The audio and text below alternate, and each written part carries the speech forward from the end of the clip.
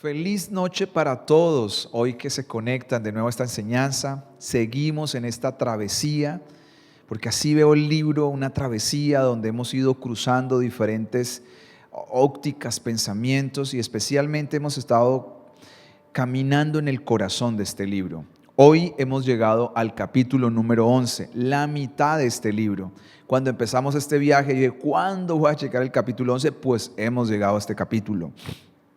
Y quiero decirle que para aquellas personas que han pasado tanto tiempo estudiando este libro, dicen que el capítulo 11 es posiblemente uno de los capítulos más difíciles del libro de Apocalipsis y uno de los más difíciles de interpretar de la Biblia. Hoy vamos a tocar, como siempre, este capítulo con un respeto muy grande, apoyándonos en la sabiduría y en la prudencia que da el Espíritu Santo, y vamos a entrar de una vez. Quiero hacer una oración para que el Señor en la casa a ustedes les pueda traer entendimiento, como a mí me pueda dar sus palabras. Señor, te agradezco esta noche por este tiempo que nos regalas de poder congregarnos virtualmente. Gracias por las personas que ven hoy el mensaje y los que ven posteriormente este mensaje. Señor, háblales, ministrales. Señor, trae revelación, trae entendimiento. Igualmente a mí, Señor, pon tus palabras, pon tu fuego, Señor, pon tus ideas. Yo he estudiado este libro, Señor, pero necesito que tú me guíes para hacerlo de forma correcta, Señor. Ayúdame a hacerlo con el temor de Dios. Señor, no quiero hablar por hablar, no quiero hablar a la ligera, quiero hablar con mucha reverencia en el nombre de Jesús. Amén. ¿Cómo vamos a estudiar este capítulo? Mire, hay diferentes posturas, visiones, y siempre pienso lo siguiente. Hay gente que, aunque tenga otra postura, para mí es muy respetable. Pero hay otras posturas que la verdad no las puedo respetar. Cuando digo no las puedo respetar, no es que las irrespete, sino que no las puedo compartir, mejor esa palabra, porque me parece demasiado lejos de la realidad. Y no solamente para mí, yo digo, seré yo, sino que también veo que muchas otras personas dicen, yo veo alejado de la realidad esto. Pero hay unas que, aunque digo yo, bueno, no estoy tan de acuerdo, me parece muy respetable y me dejan pensando. Y hoy tenemos un capítulo bien interesante, así que ¿cómo lo vamos a estudiar para tener en cuenta? Lo primero que vamos a tener en cuenta es que este capítulo, para mí y para muchas personas, es un capítulo que habla acerca del pueblo judío, y es para el pueblo judío principalmente. Es decir, no tiene que ver con la iglesia, lo cual hemos dicho una y otra vez, ya no está ahí. Para algunos ven en este capítulo una especie de arrebatamiento en la mitad de la tribulación. Es aquellas personas que creen que la iglesia va a pasar un periodo de tribulación en la tierra. Algunos ven acá una cosa que le llama mesotribulación, que es como que aquí mesoarrebatamiento, como decir en la mitad, y como un arrebatamiento de los primeros 3 años y medio, lo cual nosotros no tenemos esa misma postura porque creemos que la iglesia se va antes. Lo segundo que tengo que decir es que lo vamos a estudiar de una manera profética este capítulo. ¿Por qué? Porque en este capítulo se va a nombrar un templo. Y las personas que quieren estudiar este capítulo de forma histórica se equivocan por una sencilla razón. Porque Juan es el que está escribiendo este libro, y Juan escribe este libro en el año 90 y pico, 100, algo así más o menos. Y el templo de los judíos había sido derribado en el año 70. Quiere decir que cuando Juan escribió Apocalipsis no hay templo. Entonces, ¿cómo puede escribir de un templo si no hay templo? Entonces, algunos quieren ver esto como algo histórico, y no es histórico, es profético, y así lo vamos a estudiar porque tenemos base para hacerlo. Lo que estoy diciendo no es algo porque a mí me parece, sino porque veo aquí algunas cosas muy interesantes. Lo tercero que vamos a estudiar este capítulo es que vamos a mirarlo de forma literal. Es literal, es decir, cuando habla de la gran ciudad, no tenemos que interpretar como algunos hablan que es la gran iglesia. No, habla de Jerusalén. Cuando miramos que son 1260 días, son 1260 días. Cuando habla de 42 meses, son 42 meses. O sea, no hay interpretación para los que muchos creemos, sino que es un mensaje de forma literal. Ahora, teniendo eso en cuenta, vamos a arrancar. Cuando empezamos a mirar Apocalipsis 11:1, tengo que hacer otra precisión, ya no de este capítulo, sino en general. Y la precisión que tengo que hacer es la siguiente. Los hombres, para hacer mejor la lectura de la Biblia, fueron los que fueron dividiendo la Biblia por capítulos y por versículos. Y además de eso le pusieron títulos a los capítulos o a los intermedios de los capítulos. Pero quiero decirle que en el original griego o hebreo no existen división de capítulos así, ni de versículos, ni de títulos. De por sí, cuando se estudia la Biblia, algún día tuve la oportunidad de estudiarla, digamos en aula, académicamente es la palabra. Una de las cosas que se hace es quitarle todos los títulos a la Biblia. Se deja sin títulos y sin capítulos, pero especialmente los títulos para poder leerla de recorrido, para poder entender. Ahora, no estoy diciendo que los que pusieron los capítulos lo hicieron mal, me parece que a veces ayuda demasiado. Pero a veces uno puede perder alguna cosita, ahí se puede perder, especialmente en este capítulo. Que el versículo 1 comienza diciendo entonces, capítulo 11, versículo 1. ¿Qué quiere decir? Que el capítulo 11, en parte, no todo, hasta el versículo 13, es la continuación del capítulo 10, que hace 8 días estudiamos y hablamos acerca de un interludio, un paréntesis, una pausa. En ese interludio, en esa pausa, viene del capítulo 10 y va a extenderse hasta el capítulo 11, versículo 13. Es muy importante tener en cuenta eso, porque si no a veces no vamos a encajar. ¿Es donde encajamos este capítulo? ¿De dónde? Lo que vamos a mirar específicamente hoy. Así que vamos a entrar en materia y hoy el título se llama Los dos testigos. Apocalipsis 11, los dos testigos. Pero antes de entrar a los dos testigos tenemos que entender algo que son los primeros versículos donde nos habla. El versículo 1 dice así: le dijo Dios a Juan, ve y mide el templo de Dios, el altar, y cuenta el número de adoradores. Es lo que le dice nuestro Señor a Juan. Entonces, cuando estamos hablando acerca de este templo, estamos hablando de un templo literal. Voy a decir, para que nos ubiquemos en la Biblia, que la Biblia nos habla de 5 templos. El primer templo que nos habla es el templo de Salomón, que ya algunos han conocido este templo. El segundo templo que nos habla es el templo de Zorobabel, que es el templo que un día profanó Antíoco Epífanes en el año 168. Y siempre se ha metido este templo con esa profanación allá con Apocalipsis, los que quieren interpretar a Apocalipsis de un libro histórico.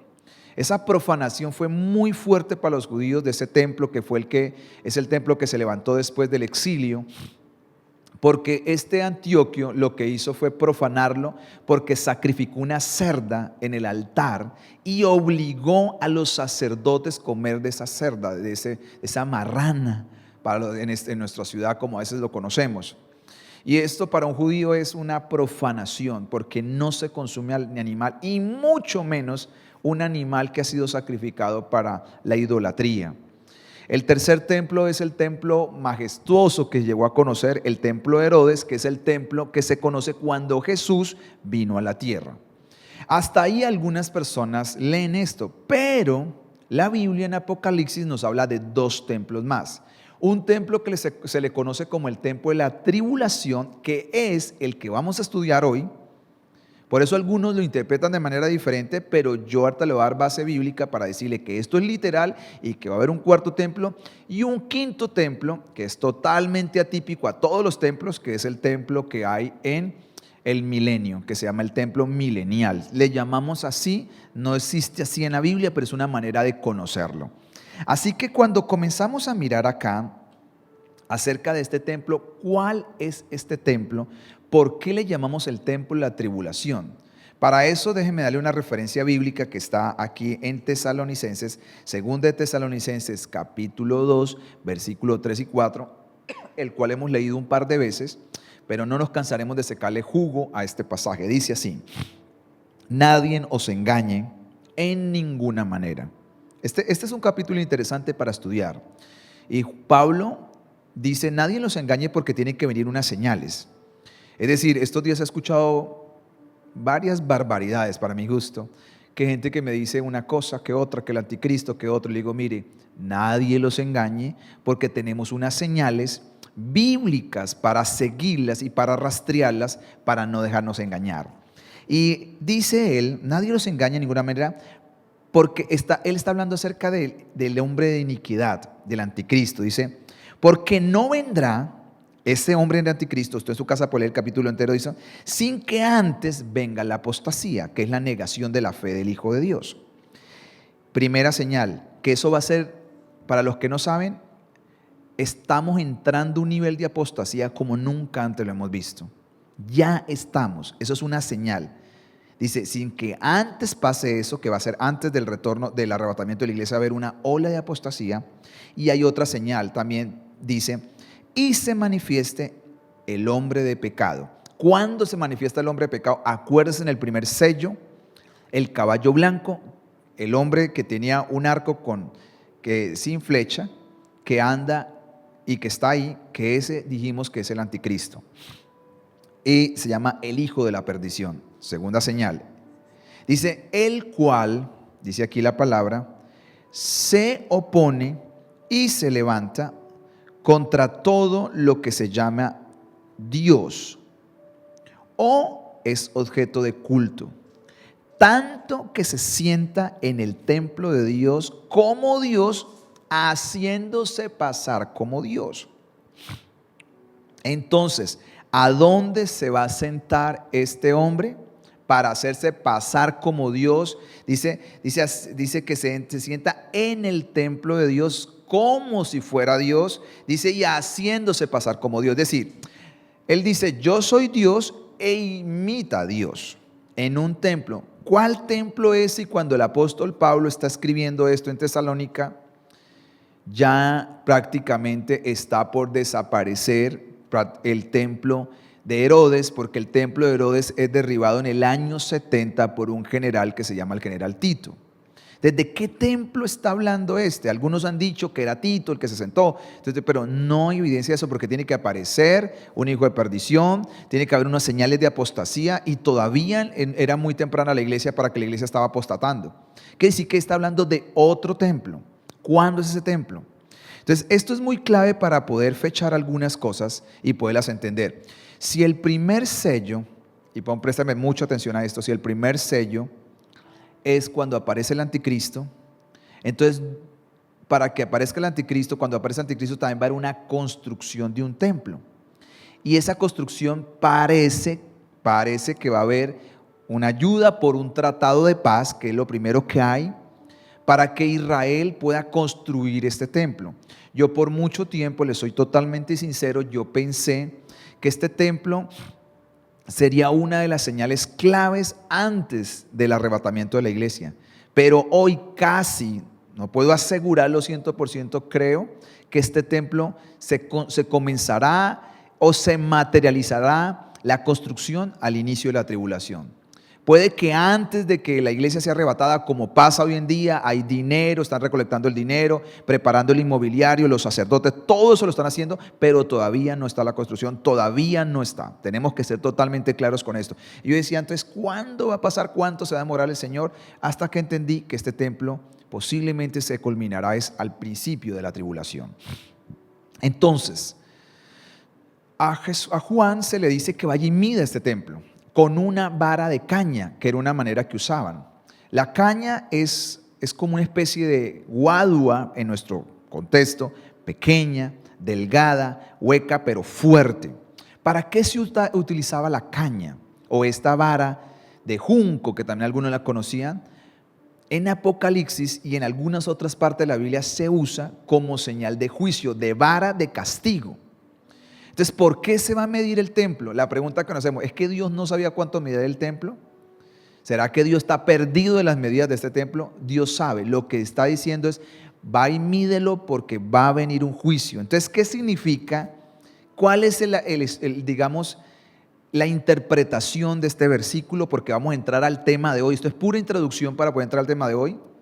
Simplemente que el templo judío va a ser juzgado. El templo que se va a construir en la tribulación va a ser juzgado porque los judíos no lo van a construir por un tema espiritual, sino más por un tema nacional como nación. Es decir, no va a ser simplemente porque ellos creen en Dios y quieren ir a adorar a Dios, sino va a tener otro énfasis. Al punto que Satanás va a usar a su secuaz, que es el anticristo, y este secuaz va a entrar al templo, se va a hacer pasar por Dios. Entonces la gente que cree que esto es un templo espiritual, para mí yo digo, pero ¿cómo puedo interpretar eso? ¿Cómo va a haber espiritualidad si el anticristo los logra engañar y se logra sentar y hacerse pasar como Dios y ellos nunca lo vieron? Entonces, si nunca lo vieron es porque no hay discernimiento, no hay espiritualidad. Entonces quiere decir que no hay nada, es un templo simplemente simbólico. Y no quiero decir porque a veces se puede confundir con un movimiento que hay muy fuerte, judío, que no lo va a nombrar para no, porque a veces hay gente que me escucha, hay gente que ahí busca y de pronto se puede perder un poco. Pero básicamente nosotros creemos que esto es un juicio a este templo. Por eso se va a medir y viene la vara. Y acuerde que este es el segundo ay. Es que estoy mucha cosita y pasaríamos horas estudiando. Así que vamos a entrar de una vez al versículo 3, porque ahí está nuestro estudio esta noche. Esta noche nos vamos a dedicar básicamente a mirar acerca de estos dos testigos. Y necesitamos dedicarle toda una clase. Nos quedaría faltando porque yo quería evacuar todo el capítulo 11, pero no podemos hacerlo porque la verdad vamos a quedar un poco perdidos. Así que después de esta leve introducción, mire lo que dice el versículo 3, Apocalipsis 11, dice: y daré a mis dos testigos que profeticen por 1270 días vestidos de cilicio. Para los que ya me han escuchado un par de veces, no solamente en Apocalipsis, sino en la iglesia o enseñando en diferentes lugares, yo aprendí estudiando la Biblia. Yo he sido un estudiante de la Biblia. No con esto estoy diciendo que sé mucho, pero he estudiado la Biblia. No la he estudiado de forma superficial. Cada palabra que está escrita tiene un significado, todo. Y vamos a mirar acá. Acá dice dos testigos que van a profetizar. Acá tenemos mucha información. Dos testigos. Una traducción podría ser perfecta: dos predicadores, dos profetas que van a profetizar por 1270 días vestidos de cilicio. 1270 días, que son aproximadamente 42 meses, que son 3 años y medio de la tribulación. Entonces la pregunta que nos hacemos varios, o nos hemos hecho varios, es: si son 1270 días, 42 meses, ¿en cuál de las dos partes de la tribulación es que ellos van a comenzar a profetizar? ¿En la primera o en la segunda parte? Y muchos, porque no me voy a demorar, creemos que empiezan en la primera parte de la tribulación. Por eso cuando leemos este capítulo 11, esto cabría casi que debajo del primer sello, porque en el primer sello es que se firma el primer tratado, el blanco, el anticristo, y ahí comienza a arrancar todo el proceso de que estos hombres van a estar 1200, entonces 70 días, 42 meses, 3 años y medio en el primer periodo de la tribulación. El segundo periodo ya saben que se llama la gran tribulación. Puede pasar que prácticamente la iglesia es levantada, es arrebatada y prácticamente entran en escena estos personajes. Es lo que muchos creen. Si es el segundo periodo, ok, no va a pasar nada. Yo quiero hacer una claridad con Apocalipsis, y es que yo no estudio Apocalipsis de una manera que digo, esto es lo único y no hay más. No, lo importante es lo central, lo coyuntural. Si es antes y es después, algunas cosas no tienen tanta trascendencia, aunque sí es clave y entenderlo y todas las cosas, pero digamos, no, si hay una cosita que de pronto alguien diga, no, yo creo que esa estrella es un asteroide, y otro me diga es un meteorito, ok, eso no nos va a cambiar. Al final es un juicio, venga como venga, es un juicio. Pero por estudio, por lo que vemos, esto va a empezar al inicio del periodo de la tribulación. Entonces vamos a mirar 5 aspectos de dos mensajeros. Lo primero que vamos a mirar es que son dos personas. Y usted dirá, pastor, ¿eso no es lógico lo que usted está diciendo? Pues parece que para usted y para mí son lógicos, pero para algunas personas no. Porque para algunas personas estos dos testigos representan a la ley y los profetas. Para otras personas representan el Antiguo y el Nuevo Testamento. Que estos dos testigos es el Antiguo Testamento y el Nuevo Testamento, que ahí está escrita toda la verdad de Dios para el ser humano. Entonces, por esto y por otras razones, yo tengo que decir y empezar diciendo que son dos personas. Que no son el Antiguo Testamento, que no son la ley y los profetas simplemente, sino que yo creo, como muchas personas, que son, como dice la palabra, dos personas que están vestidas de cilicio. Y es importante mirar eso, porque si fuera el Antiguo Testamento y el Nuevo Testamento, ¿por qué se van a vestir de cilicio? El cilicio en la Biblia, hay muchos casos donde habla de cilicio. Jacob, David y otros personajes más se vistieron de cilicio. Es una manera de mirar el arrepentimiento, es una muestra exterior de que la persona está afligida su alma y está en un profundo arrepentimiento. Entonces, podemos ver que estas dos personas, ya ahí vamos entendiendo algunas cositas, pero ya después vamos a mirar, vamos a armar todo el mensaje, cuál es su mensaje, todo tipo de cosas, pero queremos centrarnos en eso. Estas dos personas, nos habla la Biblia, son como los dos candeleros que aparecen allá en el libro de Zacarías, donde es Zorobabel y Josué. Josué el sacerdote, Zorobabel el líder espiritual, el líder político de la nación. El uno fue un olivo y el otro fue el recipiente. Entonces, ¿qué nos muestra esto? Que estos dos hombres están para brillar a un mundo que está en oscuridad, en tinieblas. Déjeme armar entonces la idea. Entonces, así, son dos personas que profetizan o que predican y que tienen un mensaje claro porque están vestidos de cilicio. Ya vamos a ver su mensaje. Y que estos dos hombres, el uno va a ser como el olivo de donde viene el aceite y el otro va a ser la lámpara. Para que la lámpara arda se necesita aceite. Esta figura está en el libro de Zacarías, se lo dije.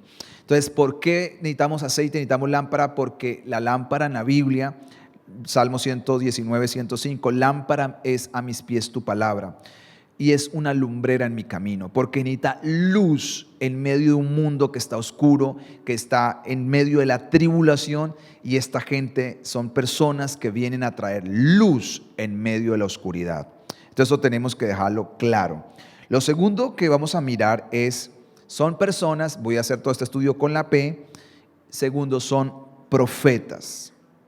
Dice acá el versículo 3 que profetizan. Dice el versículo 10, nos dice que son profetas, predicadores profetas.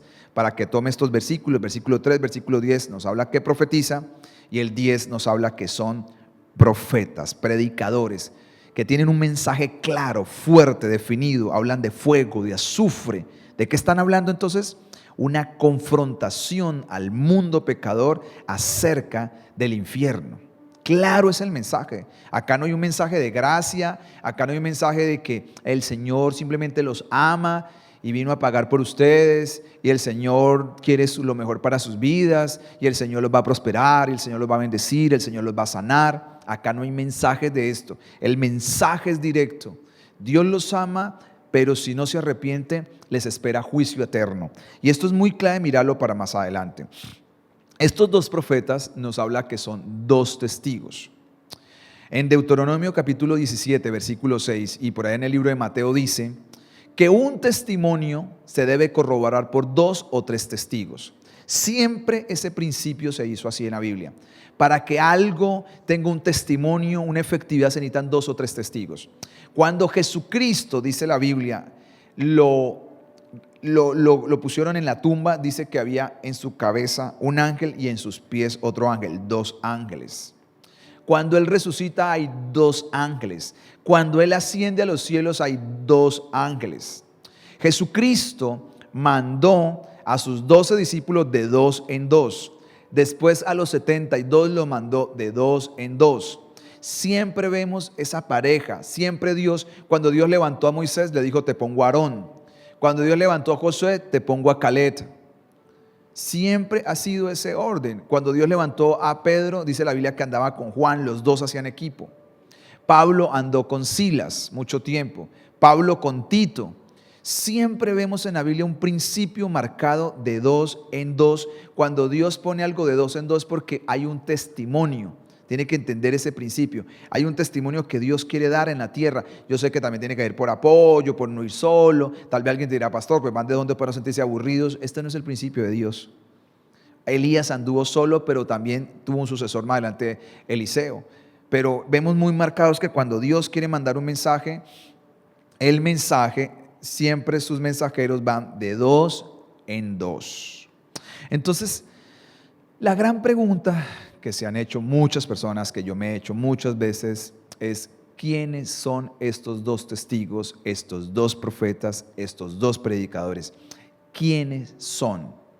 Bueno, pues ahí es donde está el tema, ahí es donde está parte de los diferentes pensamientos, como lo del templo. Algunos dicen que este templo que yo dije que es literal, y que muchos comentaristas dicen que es literal, otros dicen no, eso es el cuerpo de Cristo. Bueno, muchas cosas las cuales respeto y no vengo a traerlas a memoria, unas, como ya le dije, muy descontextualizadas para mi gusto, y otras digo, bueno, ok, está bien, son pensamientos, son visiones, pero tenemos que tratar de ser muy fiel al texto. Ahora, con los dos testigos existen también un par de variaciones, pero siempre trato de acercarme a donde hay más opiniones en común y de gente muy seria, no sensacionalistas, pero gente seria de la palabra. Y hay una cosa generalizada, casi en muchos comentaristas, es que estos testigos, ya le dije que son personas. Yo un día escuché un libro, me leí un libro de Apocalipsis no, de los tiempos finales, y decían que estos dos testigos son unos hologramas, que van a ser hologramas, que por eso van a resucitar, que va a ser como lo que pasa hoy en muchas partes del mundo, donde prácticamente hay como imágenes en 3D, en dimensiones casi que reales. Yo no lo creo así, y muchos no lo creen así. Por más que la tecnología avance, no creemos que ese va a ser el medio. Son personas reales. ¿Y estos profetas quiénes son? Para muchos y para mí, porque yo tengo que tomar una posición, creemos que el primero es Elías. ¿Por qué creemos que Elías es el primero de todos ellos? Vamos a mirar Malaquías capítulo 3 del 1 al 3, voy a leer rápidamente. Dicen: miren, yo envío a mi mensajero, él preparará el camino delante de mí. Y póngale cuidado. Entonces el Señor al que ustedes buscan vendrá de repente a su templo. El mensajero del pacto, a quien ustedes buscan con tanto entusiasmo, dice que ustedes buscan con tanto entusiasmo al mensajero del pacto, vendrá, dice el Señor de los ejércitos celestiales. Pero ¿quién será capaz de soportar su venida? ¿Quién podrá mantenerse en pie y estar cara a cara cuando Él aparezca? Pues Él será como el fuego abrasador que refina el metal y como un jabón fuerte que blanquea la ropa. Se sentará como un refinador de plata y quemará la escoria. Purificará a los levitas y los refinará, refinándolos como el oro y la plata, para que vuelvan a ofrecer sacrificios aceptables al Señor. Entonces, acá tenemos que apelar a todos los recursos. Hay una cosa que tal vez algunas personas no saben: cuando los judíos celebran la Pascua, a la mesa le llaman la mesa de Elías. ¿Y por qué le llaman la mesa de Elías cuando celebran la Pascua? Lo que es más o menos para nosotros la cena. Porque ellos dicen que Elías tiene que venir antes que aparezca el Mesías. Tiene que aparecer. Entonces, cuando algunas personas leen este pasaje, dicen: pues es Juan el Bautista el que tenía que venir a preparar el camino del Señor. Pero si fuera así, que este fuera Juan el Bautista, ¿por qué cuando Juan, en capítulo 1, unos judíos lo buscan y le dicen: ¿quién eres tú? Y comienzan a nombrarle, le nombran: tú eres el Elías que ha de venir. Y él le dice: yo no soy. Dice: yo no soy. Dice: yo soy una voz que clama en el desierto. Es decir, Juan fue levantado para preparar el camino de la venida de Jesucristo en su primera venida. Pero la profecía dice, para muchos creemos, que Elías será el mensajero que tiene que venir. Con este pasaje y con el pasaje 4 de Malaquías, tiene que venir a prepararle el camino a Jesús antes de su segunda venida, para refinar y purificar a través de su predicación. Entonces, creemos que es Elías por la profecía, para las personas que están ahí tomando nota. Segundo, creemos que es Elías porque Elías no murió. Elías partió a la eternidad, esto lo dice Segunda de Reyes 2, del 9 al 11, para los que toman nota, y dice la palabra de Dios que él fue llevado al cielo y no vio muerte. La tercera señal que tenemos es que cuando leemos Primera de Reyes, capítulo 17, 1, habla de una señal que se repite exactamente en Apocalipsis 11:6. ¿Cuál es esa señal? Mire esto. Estos tienen poder para cerrar el cielo a fin de que no llueva en los días de su presencia. ¿Cuánto va a durar ellos en la tierra? 3 años y medio. ¿Cuánto oró Elías en el Antiguo Testamento para que se cerraran los cielos y no lloviera? 3 años y medio. Quiere decir que Elías en el Antiguo Testamento cerró los cielos por 3 años y medio, y en Apocalipsis 11 dice que este mensajero tiene el poder de cerrar los cielos y que no llueva durante su estadía. ¿Y cuánto es su estadía? 1270 años, 42 meses, 3 años y medio. Hay una señal muy evidente que es la tercera evidencia por la cual creemos que Elías es esa persona. La cuarta evidencia que tenemos está en Mateo capítulo 17, versículo 3, y fue el día que en el monte de la transfiguración Jesús se transfiguró y vieron la gloria. Pedro, Juan y Jacobo vieron la gloria tan espectacular que el Padre le dijo por segunda vez a Jesús: este es mi Hijo amado, en quien tengo complacencia. ¿Y quiénes aparecieron? Elías y Moisés. Aparecen ahí los dos, están ahí vivos, hablan con Jesús. Dice la Biblia que hablan con Jesús. ¿De qué hablan? Yo creo que de su partida. Algún día sería chévere mirar por qué decimos esto. Están hablando acerca de su partida, de su éxodo, que va a salir de la tierra. Está hablando acerca de que Jesús va a salir.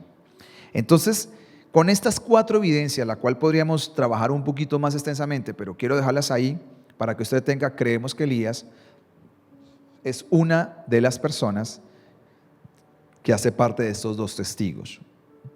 Ahora, con Elías es donde más hay como unidad. ¿A dónde viene un poquito como el desacuerdo muchas veces? Ahora, tengo que decirle, ya se lo dije, que hay gente que no cree que son personas, no creen que nada de lo que estoy diciendo, pero es un grupo no es tan grande, la verdad, pero está bien. El segundo es que algunos piensan es Enoc. ¿Por qué piensan que Enoc es posiblemente el segunda persona? Primero, porque tampoco vio la muerte, porque el Señor lo traspuso, lo llevó a su presencia. Es lo primero que nos dice, eso nos dice Génesis 5:24, que Él no murió. Primera de Timoteo capítulo 6 dice que la única persona que se va a vestir de inmortalidad se llama Jesús, o es Jesús.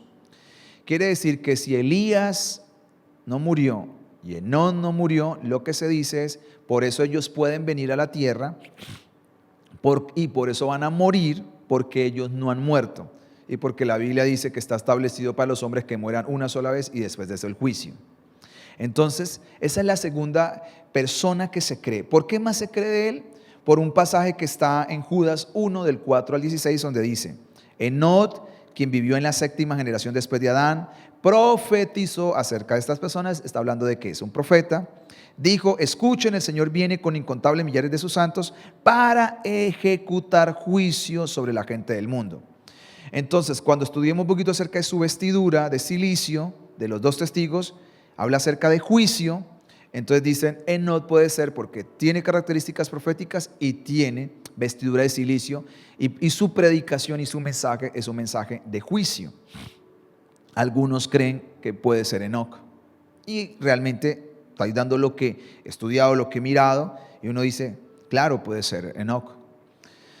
Pero muchos también creen, y yo a veces me apunto más por acá, y es que es Moisés.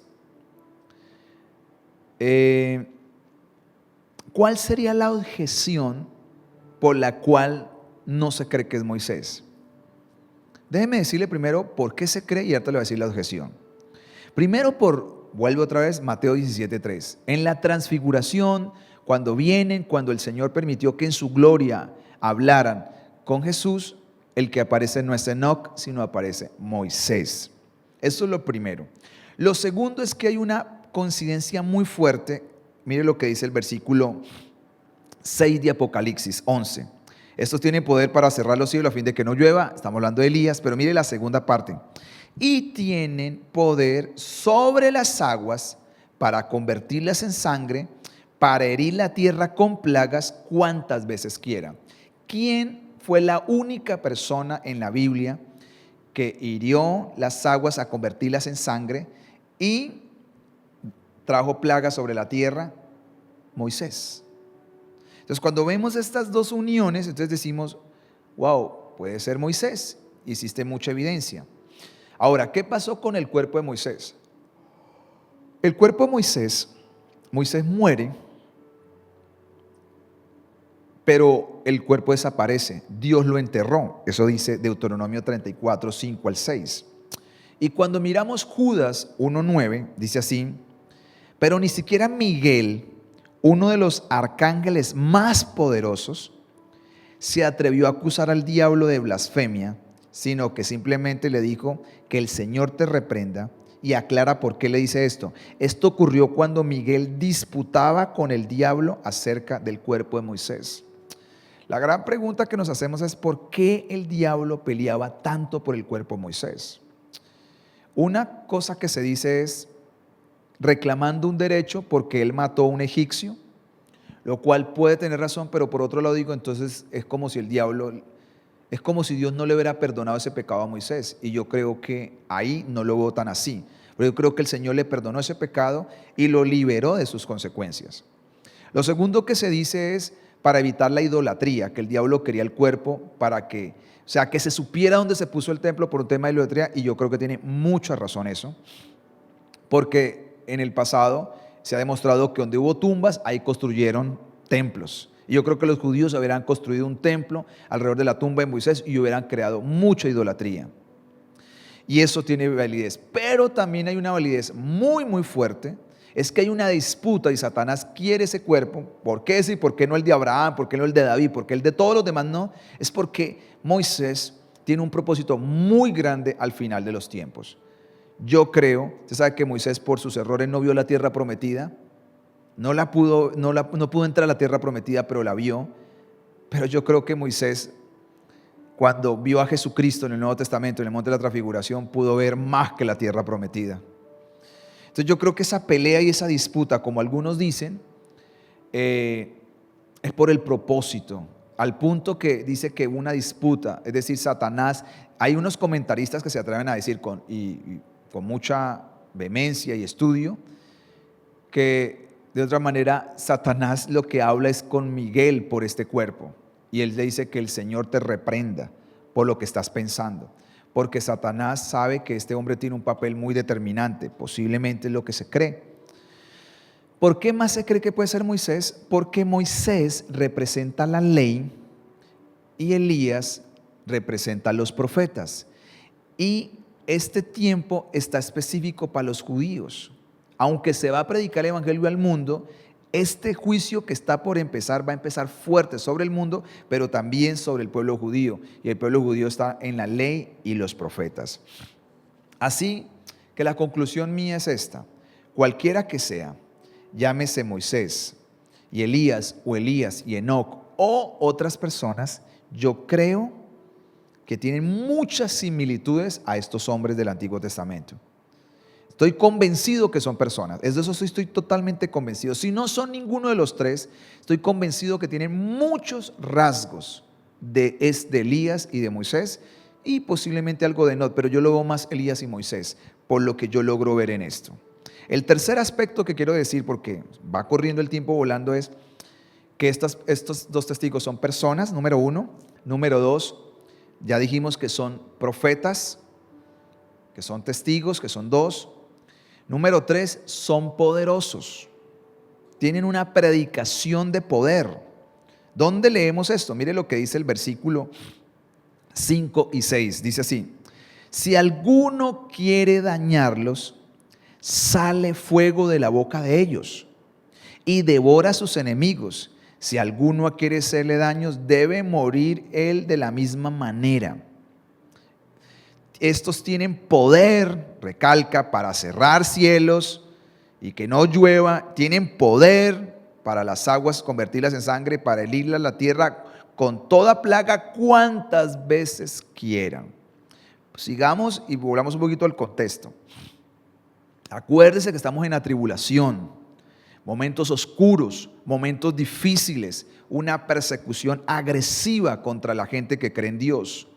Si ya hay persecución en el mundo, pero la que usted no se imagina, casi todas las semanas veo videos que me mandan, link y me gustan, de persecución. Yo digo, wow, si ya estamos viendo que todavía faltan unos años para el retorno de nuestro Señor, ¿qué será cuando empiece la tribulación? Cuando la iglesia sea levantada con el Espíritu Santo.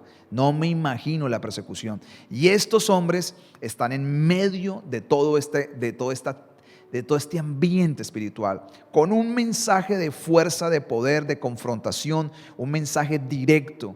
Si no hay arrepentimiento, hay perdición.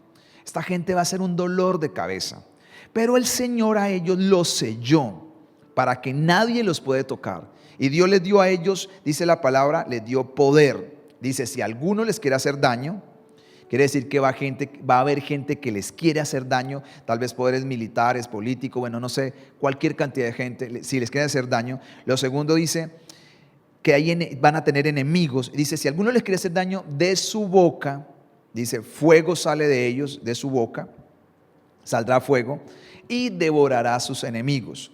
Si alguno quiere hacerle daño, debe morir de la misma manera que les quiso hacer daños a ellos. Es decir, si los quieren matar con disparos, van a morir así. ¿Cómo será esto? No lo entiendo.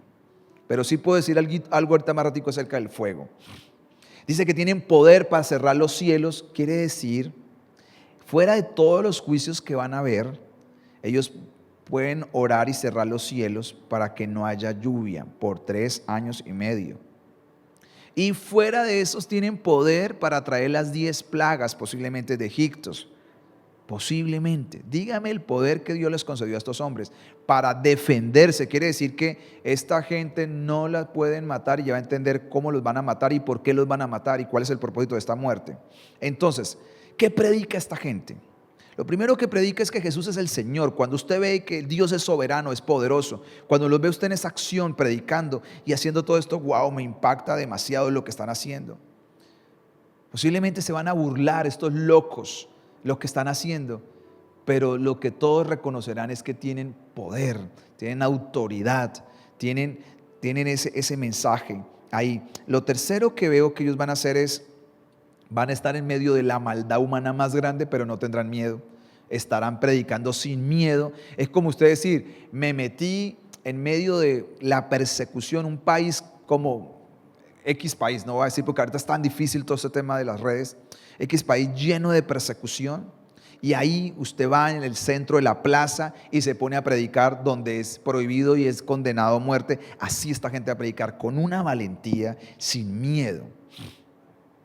¿De qué va a predicar? De juicio. Ese es el carácter del mensaje, de juicio. Juicio viene si no hay arrepentimiento.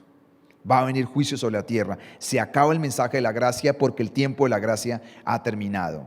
Van a predicar en contra del falso poder, en contra del anticristo, del farsante. Van a estar confrontando este poder. Ellos van a ser una piedra en el zapato para el anticristo. Hasta este momento no se ha aparecido la palabra bestia. Más adelantico por primera vez va a aparecer.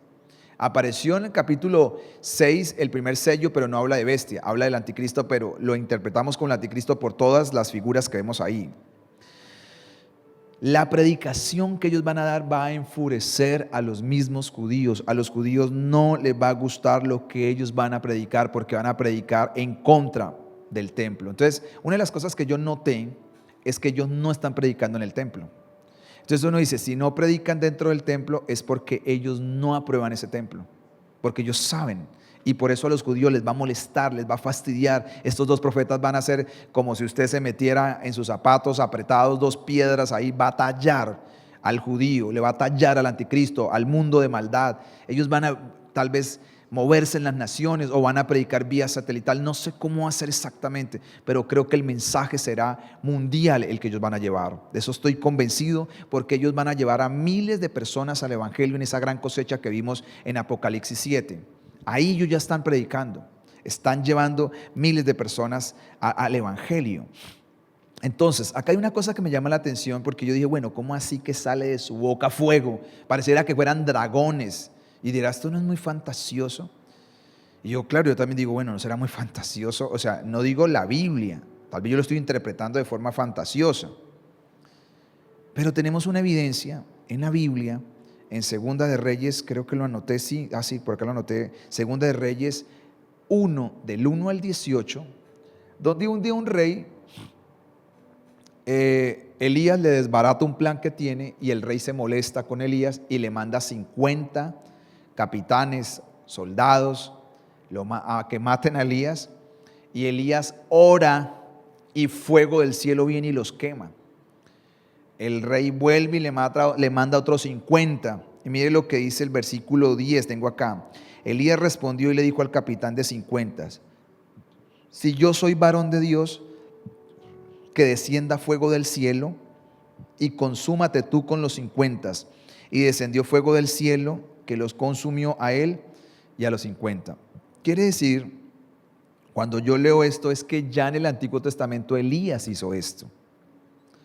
Pero no fue que él era un dragón que sacaba de su boca el fuego, sino que oraba y el fuego descendía. Yo creo que va a pasar lo mismo. El fuego va a descender y lo va a consumir. Esto es lo que dice. Entonces uno comienza a mirar toda la Biblia y dice, ¿cómo se encaja de bien? Es que ya hay una evidencia. Y no es un monstruo que va a hacer esto.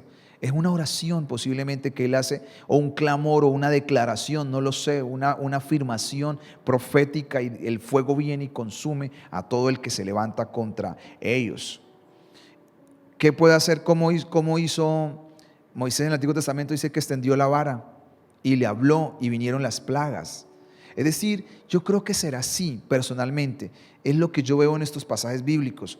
Entonces, porque Dios les va a dar poder para cerrar cielos, o sea, les va a dar poder sobre el aire, sobre el agua y sobre la tierra. A los dos. Quiere decir que puedan hacer hazañas, milagros sobrenaturales en la tierra, en el aire y en los cielos. ¿Cómo quedará la gente? Asombrada, los odia. Yo trato de recrear en mi cabeza el contexto y yo digo, esta gente los va a odiar, esta gente los va a detestar, pero a la vez nos va a decir, wow, esta gente ¿cómo hace eso? ¿Cómo hace para hacer ese tipo de milagros, de hazañas? No sé si me apuro un poquito más lejos y pienso más y recreo en mi cabeza, yo digo, con tanto despliegue noticioso que hay en el mundo. Estos días, desde mi celular comencé a seguir la marcha en vivo y en directo. Yo digo, ¿qué pasará cuando estos dos testigos aparezcan? Yo casi estoy seguro que una gran cadena mundial o alguien estará transmitiendo todo lo que ellos están diciendo y tratando de mirar y por qué hacen esto y por qué hacen lo otro y cuál es su mensaje. Así sea para difamarlos, pero creo que se va a difundir mundialmente lo que estos hombres van a hacer, porque es lo que dice la palabra, porque será como una cosa extraña ver estos personajes vestidos de cilicio. ¿Qué significa el cilicio? Que tienen un mensaje de juicio, de piel de camello, que era que se usaba para estas vestiduras de cilicio. Tienen por un lado quebranto y aflicción. Lo que nos muestra esto también es una cosa bien interesante, que a mí al escudriñar uno dice, tiene un mensaje fuerte y claro, pero no quiere decir que tiene un mensaje que simplemente quieren mandar a la gente al infierno con odio, no, porque por eso tienen cilicio. Cilicio es señal de quebranto, quiere decir que con dolor, me da la impresión, predican de que si no hay arrepentimiento viene el juicio. No es porque estén así ansiosos de mandar que la gente se va al infierno. Y yo veo ahí el amor de Dios en esa vestidura también. Me parece bien interesante lo de la vestidura, por lo que significa en la Biblia la vestidura. Señal de aflicción, pero señal de hay que arrepentirse. Entonces veo el carácter del mensaje en medio del poder. Y tengo que aclarar más, el poder lo van a usar es cuando los vengan a atacar y querer matar. Cuando los enemigos vengan a hacerle daño, el resto no lo van a usar. Es bien interesante todo esto. Es decir, lo que Dios les puso fue, por estos 42 meses, nadie los puede tocar y ahí tienen el poder, o sea, son poderosos. Lo cuarto ya vamos cerrando, es que son perseguidos. Mire lo que dice del 7 al 10.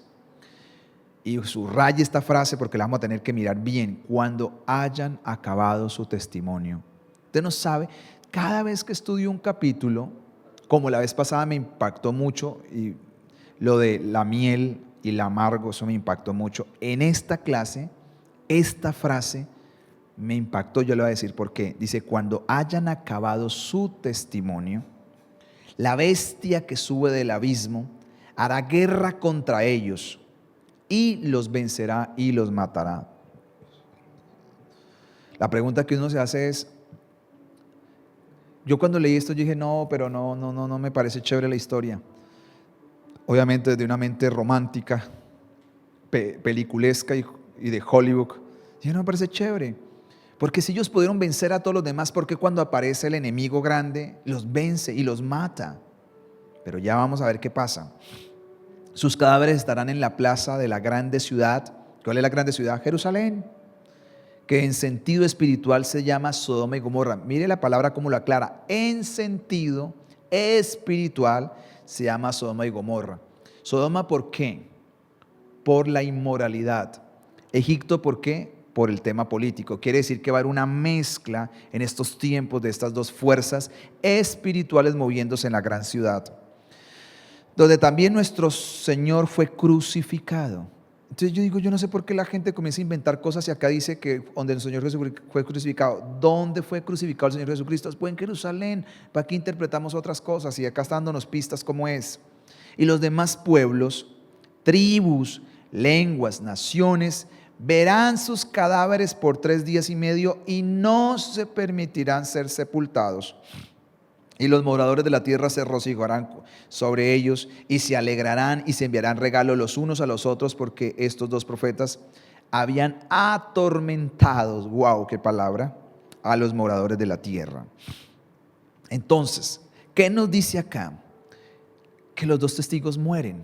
Y uno dice, no, pero ¿cómo van a morir? Si aguantaron, pelearon, ¿por qué tienen que matarlos? ¿Por qué? ¿Por qué? La respuesta es por esto, sencilla, poderosa, grande, porque acabaron su testimonio. Es decir, si yo lo traduzco en una palabra que yo uso totalmente, continuamente en mis enseñanzas, en mi vida, en todo, es: se acabó el propósito de Dios para ellos en la tierra.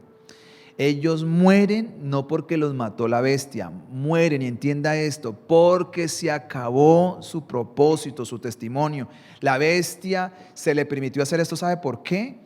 Para que se gloríe y porque los moradores de la tierra, esto les va a dar más fuerza para aplaudirlo. ¿Quién es la bestia? El anticristo. El anticristo es la bestia, aparece por primera vez y va a aparecer 35 veces más. Hay 36 referencias de esta bestia. De aquí para adelante lo vamos a encontrar. Acuérdese por qué. Lo vamos a encontrar por esta razón. ¿Por qué no había aparecido antes? La pregunta que uno se hace. Porque si estos dos testigos van a estar 3 años y medio y la bestia o el anticristo al inicio de la tribulación firma un tratado de paz como un hombre de paz para el mundo, quiere decir que cuando se voltea, dice la palabra que a la mitad, eso lo dice Daniel, del tiempo de los 3 años y medio, el anticristo se voltea y ahora muestra su verdadera máscara, muestra sus verdaderas intenciones y ahora rompe el pacto con los judíos, y ahora él mismo se va a sentar en el templo y va a hacer pasar por Dios y va a hacer adorar ídolos. Por eso es que aparece hasta ahora y ya no lo nombra sino como la bestia. Acuérdense que Satanás tiene 2 hijos y con eso va a ser su trilogía: falso profeta, la bestia y el dragón. Entonces, cuando estamos hablando acerca de esto aquí, aparece la bestia por primera vez y lo mata, pero no lo mata porque tenga más poder que ellos, lo mata sencillamente es porque se acabó el testimonio. Dios ya no quiere que den más testimonios, es decir, Dios permitió que lo mataran, para decirlos así. Es Dios, pero no se preocupen que esta historia sí va a terminar muy bien. Mire esta frase, para que la note, esta frase poderosa. Yo soy un hombre de frases y las llevo conmigo. Dice: el hombre de Dios en el centro de la voluntad de Dios, es inmortal hasta que haya terminado Dios con él. Yo tengo mi frase: cuando usted es un hombre de Dios, hace la voluntad de Dios, sus días se terminan en la tierra cuando se terminó el propósito de Dios para usted en la tierra. Hasta que no se termine ese propósito, sus días no se han terminado. Los días de las personas se terminan es porque no tienen propósito. No hay un testimonio que dar. Pero estos hombres no los mata la bestia. Realmente la bestia fue el instrumento. Sus vidas terminan porque el testimonio acabó. Es decir, Dios dijo: ya, se acabó, no más. Ya les di 3 años y medio de predicación, de dele y dele y dele y dígales y muéstrales el poder de todas las maneras, y ya se acabó el tiempo. Eso tiene que quedar claro. Lo segundo que vemos acá, dice que la bestia saldrá, le hará guerra a ellos y los vencerá y los matará. ¿Cómo los vencerá? ¿Cómo los matará? La Biblia no nos dice exactamente cómo lo va a hacer, pero le va a hacer guerra. Ahora, acá hay un segundo aspecto que tenemos que mirar, y es que los cadáveres los van a dejar 3 días y medio expuestos a todo mundo, dice la palabra. Dice así: y de los pueblos y tribus y lenguas y naciones verán sus cadáveres por 3 días y medio y no se les permitirá ser sepultados. Uno lee esto, pero esto no es normal. Deuteronomio 21:23 dice que hasta el peor malhechor que muere en una cruz tienen que enterrarlo el mismo día para no contaminar la tierra, porque era una vergüenza, era una deshonra. Pero una de las deshonras más grandes es esta: que dejen expuesto un muerto, los cadáveres. ¿Por qué lo hicieron así? Porque hubo burla, hubo celebración. Acuérdese lo que dice acá una palabrita. Si usted tiene su Biblia, chévere que usted subraya esas palabras. Dice que la gente está feliz porque estos 2 profetas habían atormentado la tierra. ¿Cómo lo atormentaban? Con la predicación. Lo que ellos les decían les molestaba, les taladraba, y no hallaban la hora de quitárselos de encima. ¿Y por qué Dios permitió entonces que fuera la bestia? Para que la bestia se llevara toda la gloria y dijera: wow, lo hice, y toda la gente fuera tras la bestia. ¿Por qué? Porque ya primero les mandó el mensaje y no lo quisieron, lo rechazaron por todas las maneras. De todas las formas lo han rechazado. Antes de decir: ok, ya lo han rechazado, ahora le voy a dar que los gobierne. Esto es lo que ustedes quieren, los va a gobernar. ¿Pero a dónde los va a llevar? Al infierno.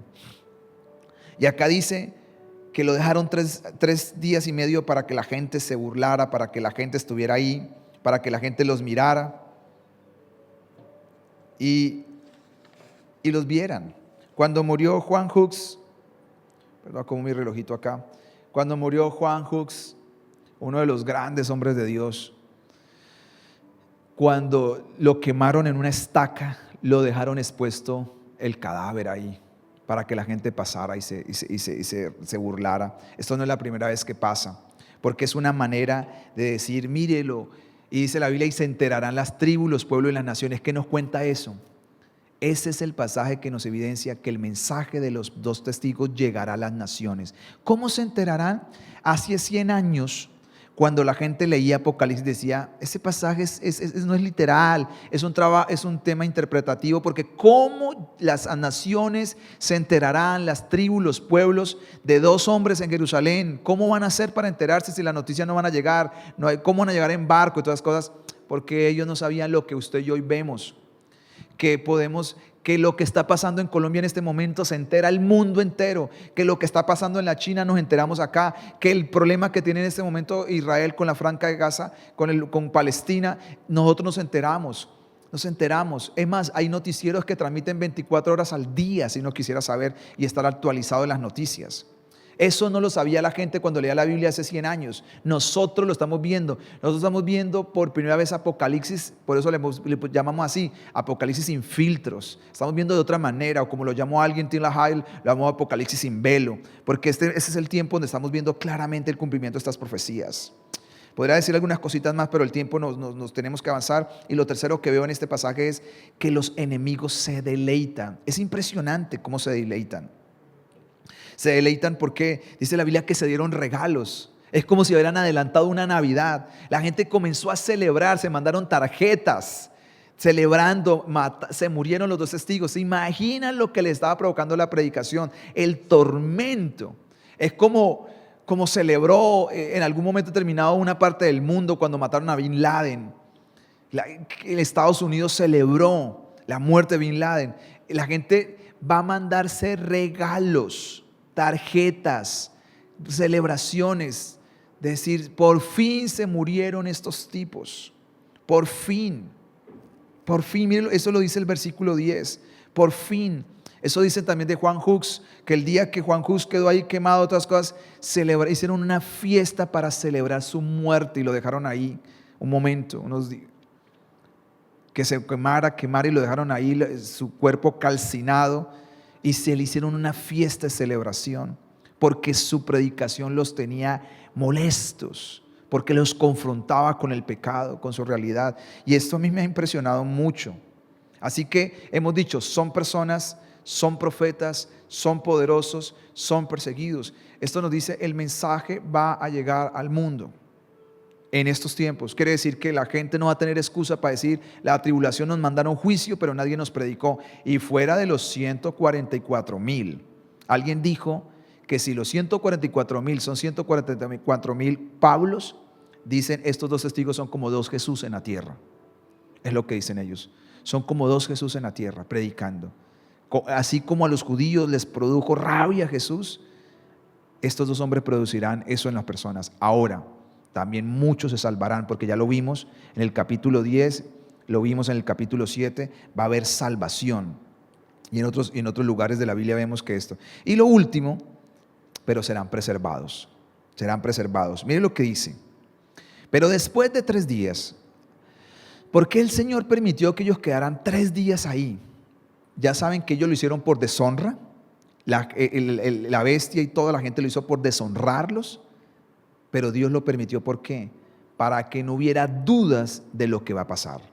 Después de 3 días y medio entró en ellos el espíritu de vida, lo que prediqué estos días, el soplo del aliento divino, el cual nadie puede crear. Entró, enviado por Dios, y se levantaron sobre sus pies, y cayó un gran temor sobre todos los que lo vieron. Impresionante. Porque el Señor esperó 3 días y medio para certificar que verdaderamente estaban muertos. Para un judío, una persona muere bien al 4.º día. Y acá dice que al 3.er día y medio. Entonces ellos decían antes que en un 2.º día podía estar desmayado, podía estar una serie de cosas, pero una persona muere bien después de 3 días para ellos. 3 días. Y el 4.º día es cuando la muerte, digamos así, se apoderó totalmente. Por eso la resurrección de Lázaro fue al 4.º día. Y acá dice que 3 días y Dios los levantó, los llevó en una nube y todos quedaron, wow. Algunos se han preguntado por qué el Señor no los dejó predicar después de la resurrección. Tal vez tendría más potencia el mensaje, decir, wow, los mataron y resucitaron. Escuché un comentarista bíblico, el doctor John MacArthur, me gustó lo que él dice. Dice, porque ya quedó el testimonio, ya el testimonio está ahí. Y yo me he dado cuenta que Dios siempre hace eso, es decir, lo espectacular sería, después de la muerte resucitan, ahora están listos los corazones para creer, pero no, ya Dios les dejó el testimonio. Cuando el hombre que fue atormentado en el infierno, cuando muere el rico y Lázaro, que habla Jesús, él dijo, déjeme salir y yo voy y le predico. Y Jesús le dijo, no, ellos tienen a Moisés y a los profetas, tienen el Antiguo Testamento para que ya lo conozcan. Es decir, el Señor sabe cómo hace todas sus cosas. Y acá dice que delante de los ojos de todo el mundo se fueron. Acuérdense, la noticia fue cubierta cuando aparecieron los 2 testigos. La noticia fue cubierta cuando los testigos hicieron milagros. Pero la noticia tuvo un impacto mundial cuando viene la bestia y los mata y todo se glorifica. Y en los pueblos y en las naciones celebran y dan regalos. Pero piense cómo será el impacto de la noticia cuando dicen, pero estos tipos resucitaron y partieron a la eternidad. Digo, ¿cómo será la noticia mundial? Acá lo único que nos dice es que cayó un gran temor sobre los que los vieron. ¿Se habrán convertido? No lo sé. Pero después nos dice, y eso lo vamos a estudiar entre 8 días, que cayó un terremoto y murió 7,000 personas y una 10ª parte del templo y una serie de cosas. Eso está listo para entre 8 días. Así que esto puedo decir. Y mire lo que dice así, termino con el pasaje. En aquella misma hora hubo un gran terremoto. La 10ª parte de la ciudad se derrumbó, estamos hablando de Jerusalén, y por el terremoto murieron 7,000 hombres. Y los demás que no murieron quedaron aterrorizados y dieron gloria al Dios del cielo. Versículo 14, el segundo ay pasó y aquí el tercer ay viene pronto. Estamos listos, estamos para ver el tercer ay y abrir la séptima trompeta y ir desencadenando el libro. Señor, te agradecemos esta noche por este tiempo, por esta oportunidad de poder estudiar este libro. Gracias porque es poderoso este libro, Señor. Todo lo que tiene y hacia dónde vamos, Dios. Gracias por cada persona que tiene hambre y sed de tu palabra. Incrementa el hambre y la sed por Dios en esta iglesia y en todos los que escuchan este estudio, Padre. Que esto despierte el temor santo en nosotros para estar preparados para su venida. En el nombre de Jesús. Amén y amén. Que Dios les bendiga a todos. Un abrazo y estamos ahí conectados. Bendiciones.